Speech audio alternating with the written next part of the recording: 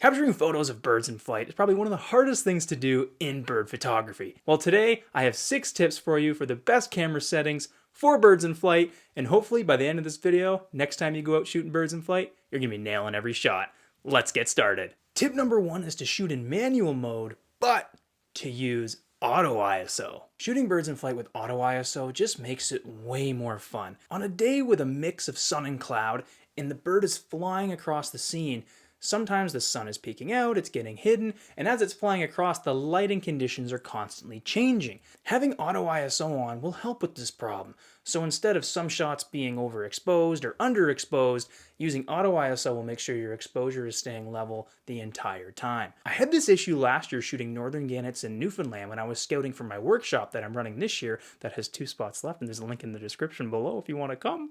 There's 2 spots left. It's gonna be fun.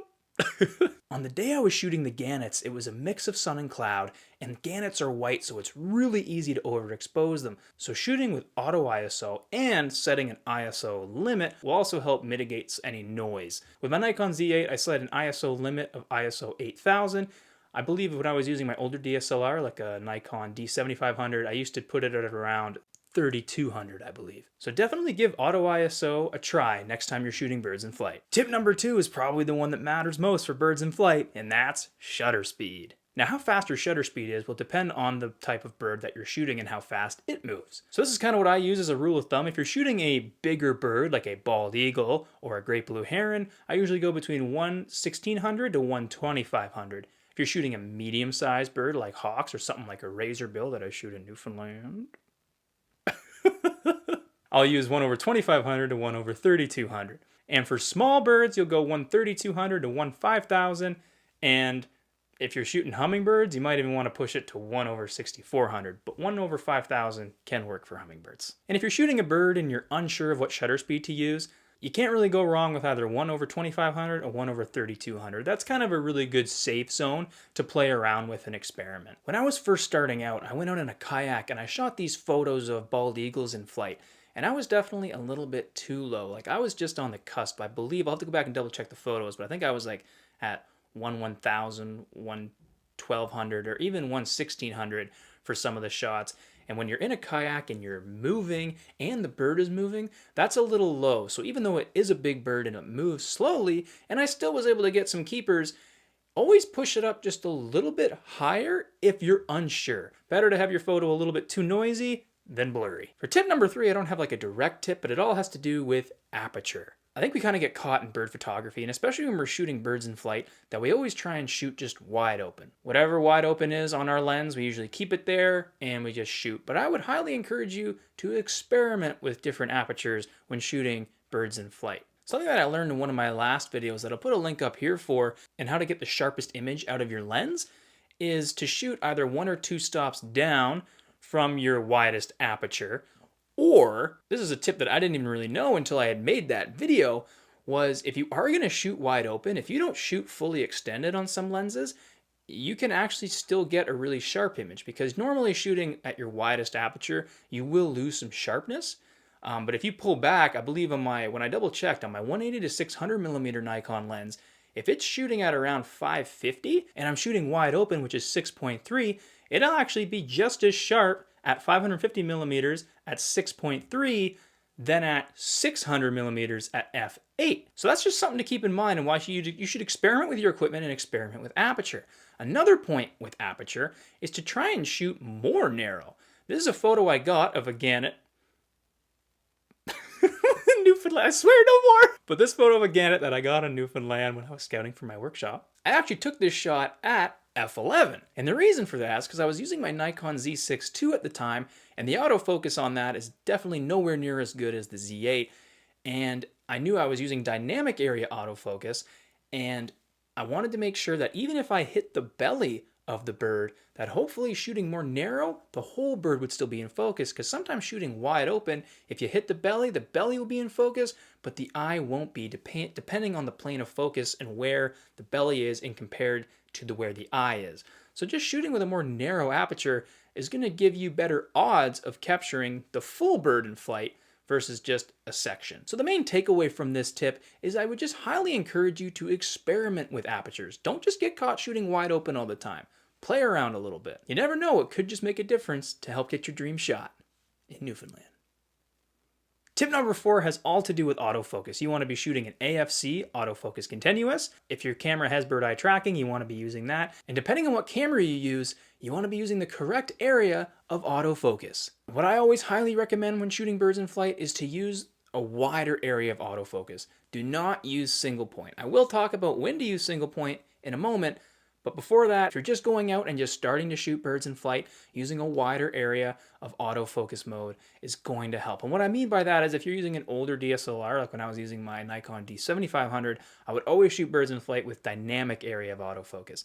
It's bigger, it gives you a better odds of capturing the bird in flight. That bird is moving quickly, you're going to be panning. Using single point, you're just lowering your odds of going home with more keepers. Using a wider area, you may not always nail the eye or hit the right point, but at least you're going to hit a section of the bird, and that is better than missing it completely. Using single point, you have higher odds of missing the bird, while using a wider area of autofocus, the likelihood of you hitting the bird goes up even higher. And that's what we want. We want better odds. With the Nikon Z8, I use wide area large with bird eye tracking. AFC with my Nikon Z6 II, I use dynamic area autofocus. I used to only shoot with single point autofocus when I was first starting out. And yeah, you can do it, but man, you're going to get frustrated. It is super difficult. You're putting way more trust in that tiny little dot that it's going to hit the bird. And if it hits the background, by the time the autofocus readjusts and it hits the bird, it's just a mess. You're going to be nailing the background. You're maybe going to hit the bird. Super difficult. Wider area of autofocus is better. Experiment. And if your camera has all different kinds of wide areas of autofocus, I would highly recommend that you experiment and find which one works best for you. And tip number 5 is to set one of your front camera buttons, if they're available, to single point autofocus. I know I just spent the last tip ripping on single point autofocus, but there is a good way to use it that I've found and I love it. And what I do is my FN1 button on my Nikon Z8, I put that with single point autofocus and bird eye tracking. This works great when the bird is hovering or moving through an area with lots of branches. An example of this is when I was shooting hummingbirds last summer, they were all around these beautiful flowers, and I found whenever they got near a flower and I was using that wider area of autofocus, even though I had bird eye tracking, it would still go in and out once it got into the thicker branches and all the flowers. But I found if I pressed that FN1 button and I went to single point, as long as I could move that single point around with the joystick, as long as it was like a video game, as long as I could keep that little mark on the bird as it was moving, it locked on great.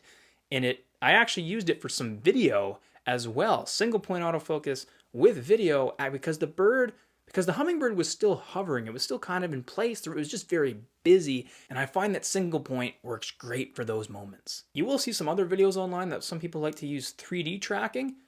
Also experiment with that. If your camera has it, you can put 3D tracking to one of your F1 or F2 buttons on the front of your camera. I've tried 3D tracking. I personally don't love it. I find it blinks in and out. It's very unreliable, unpredictable. I don't like that. But the single point, as long as it's near that bird, it locks on, and I think it's awesome. Experiment with both, but I'm team single point. And tip number 6 is to make sure you're using back button focusing. For those of you that don't know what that is, you may be pressing the shutter button, and when you half press it, that's when your autofocus system locks in, and then when you full press, that's when your camera takes the photo. But with back button, that half press gets switched to a button, normally where your thumb naturally rests on the back of your camera. And when you press and hold that button, your autofocus system is activated and locking onto the bird. When you let it go, it stops. So wherever it was last locked onto, your autofocus system stays. So that way when you press down the shutter button, its only job now is to take the photo. No more autofocus. And the reason this is great is because if you have a bird flying across the scene, you can lock onto it, and once your autofocus is locked on, let go of that button and just fire the pictures away, because now your autofocus is locked on. Versus if you do it the other way, when you half press, you lock on, and then you press down, if you let go even just a little bit of your shutter button, your camera's going to want to refocus. And that's when you might be missing shots because your camera may refocus on the background. You're just creating that opportunity for the camera to readjust its focus, which you can also still do by pressing and holding down on that back button, but you have the option to let it go and keep firing. Using back button focusing just gives you better odds. You know, if you're shooting a lot of birds in flight, your little trigger finger might get tired, you might let up a little bit, and when you go to refocus, it might lock onto that background or that branch, whereas with back button, you're locking on, holding it, letting go, firing. Never tried back button focusing? I would highly, highly recommend it. It's the first thing I do whenever I get a new camera. I set up back button focusing, and I never touch it again. I haven't shot the other way around in years. I love back button. Highly recommend. Give it a try. Thank you so much, folks. Make sure to like, subscribe, and all that other stuff. I have a free bird photography cheat sheet ebook down below in the description. It's free and for you, and goodbye.